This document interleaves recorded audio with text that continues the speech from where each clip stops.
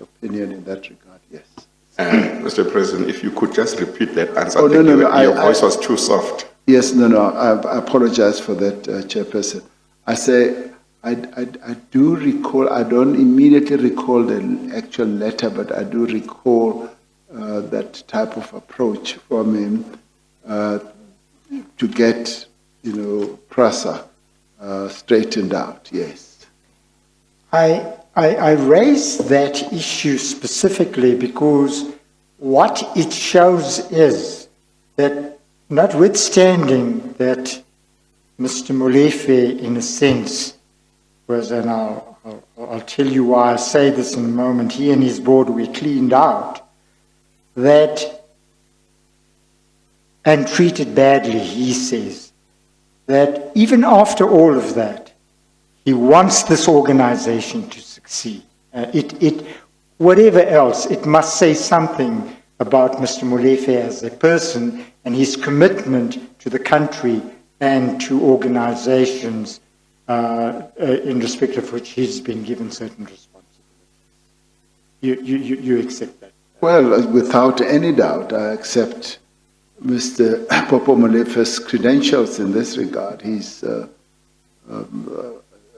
outstanding and straightforward person, and that's why I'm a bit taken aback by his feeling helpless, because he's quite strong, he's quite forthright, and where he has taken action, he has been very, very successful in his forthrightness, without even asking for help. He just goes ahead and puts certain things in motion, regardless of the consequences.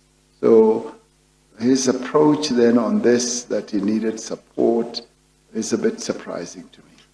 Well, maybe. And I'm sorry that I'm spending quite a lot of time discussing, the credentials of my comrade. He's a very good friend and comrade. No, well, I must just say this, and Mr. Soni might have a different impression. I didn't understand him to be saying he was helpless. Okay. I understood him to be saying, I could do certain things, but I would be more effective if I had support or I had a certain environment.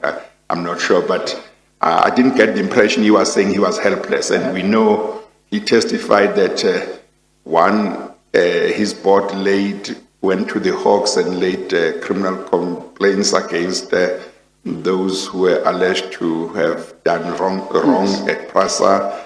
His board even went to the High Court to force the Hawks to do their job when they were not. They seemed not to be doing anything about those complaints. So he certainly, they certainly seemed to try and do certain things. So I thought I would just at least mention my own impression that I didn't think he was saying he was helpless. No, he certainly did. And I just want to put this, Mr. President, that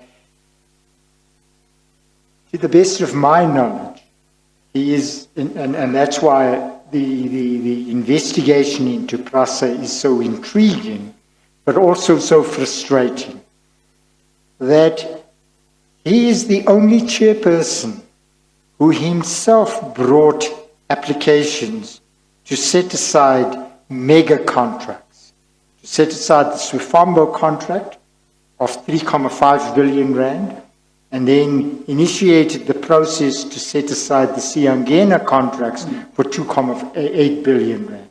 And you will read in the evidence that he gave, he stopped two contracts together totaling 4 billion rand, just as about the time he took office, because there hadn't been proper processes, and that was shown.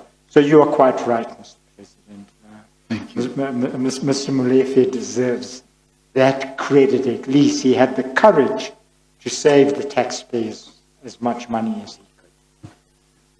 Well, in confirming what the evidence leader has said, it's what I know of Mr. Molefe, Popo Molefe's actions deserves nothing but the praise, because he's really acted so correctly and properly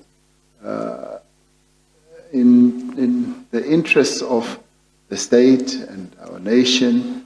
And forgive me, I was reacting more to what I thought was being put forward as him feeling a little bit helpless. And he's by no means a helpless type of person. I was told that the evidence leaders are the bomb squad. He is more than a bomb squad.